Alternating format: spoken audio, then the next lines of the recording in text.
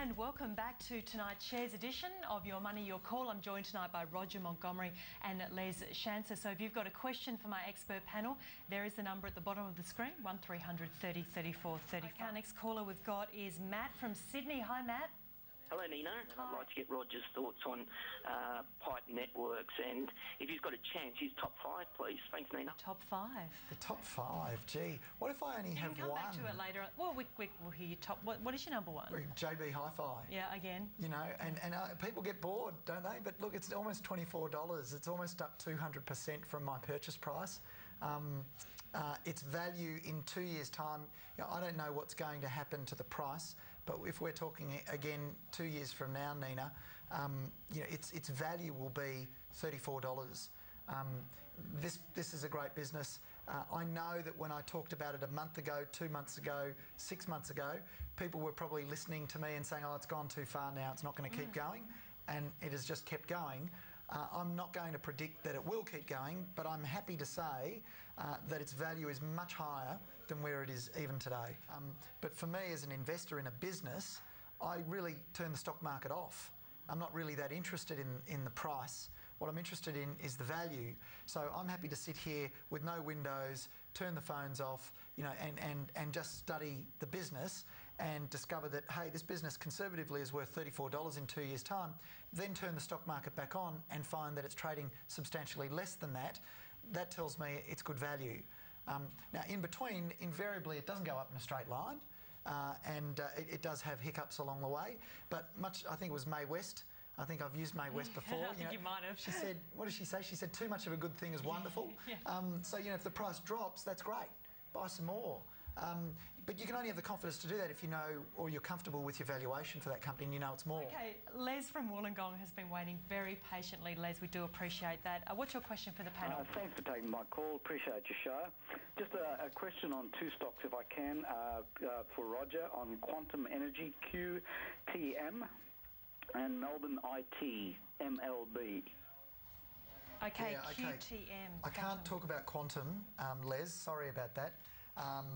It's not one that I actually spend much time looking at, or any time looking at. Roger, the second stock was stock code NLB. MLB, I think it is, yeah, Melbourne IT. It's a business that I know reasonably well. It is a business that I've owned in the past and I've liked a lot in the past, but I think its competitive advantage is gone.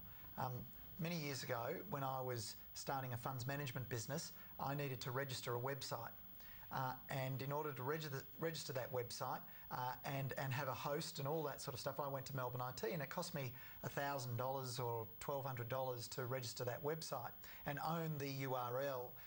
I can now go onto a website online and it costs me $12.95. Times have changed. Times have changed, and there are a lot more options, there are a lot more alternatives. So what was once a competitive advantage appears to have disappeared, and so despite the fact that it may be cheap today compared to its valuation, I don't like, you remember earlier I said you want a good quality business with bright prospects as well as being cheap. I don't think what we've got is a business that has great prospects, because I think its competitive advantage is gone.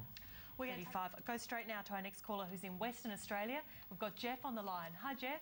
Hi, Nina. How are you? Great show. Terrific. Watch it when I can, which is nearly every day anyway. Nina, I'd just like to ask Roger about Wesfarmers. How would he value that company, which I believe would probably be the most diverse company within Australia? And Les, what do you think about it too? Well, I have to give some history here. What was the caller's name again? Jeff. Jeff. Let me say this. When Wesfarmers bought Coles had $4.3 billion of equity, generating 27% every year. So there was a lot of bad press about Coles, and people were saying it's nowhere near as good as Woolies, which was true, but nevertheless a 27% return was a good return. Wesfarmers came along and said, right, well, there's $4.3 billion of equity in the glass. You know, if I take the cup, 27%'s coming out every year. What should I pay for the $4.3 billion? If I want a return that's half of that, so I'm looking for a 13% return or thereabouts, well, I can pay double the equity. I could pay $8.6 billion for Coles. Now, if I thought, Nina, you were the best retailer in Australia and I wanted to bring you in to run it as well, and I'm using you instead of Michael Luscombe or somebody else. I'm sure he won't take it too badly. No. And I thought you'll get us a few more points. So instead of getting 27%, we might get 30%. Well, we could stretch the payment price. We could stretch it from 8.6 billion. We might go to 10 billion. Wesfarmers paid $22 billion for Coles, not including the $5 billion they're going to spend renovating it. So it's a lot of money. Now, what I'm seeing when I look at when I read all the articles is there's a lot of enthusiasm about a turnaround story.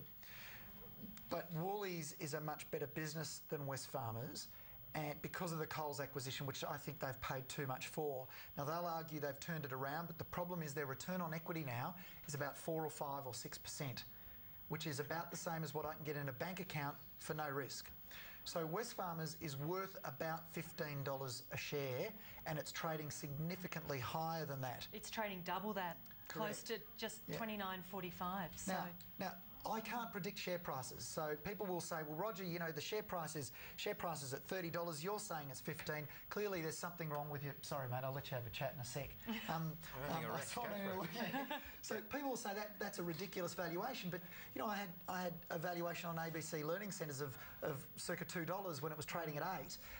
So I don't know what's going to happen to the share price, but I do know the value is substantially lower than the current share price. Be very, very careful if you're buying the shares today. Well, interesting discussion on that one. I know Wesfarmers is one that many people do hold in their portfolio, so it's always good to get some different perspectives on that. Thanks for dialing in. Next caller is Alan from Mudgee. Hi, Alan. Hi there, Nina. My call is about Crane Group, CRG. Okay.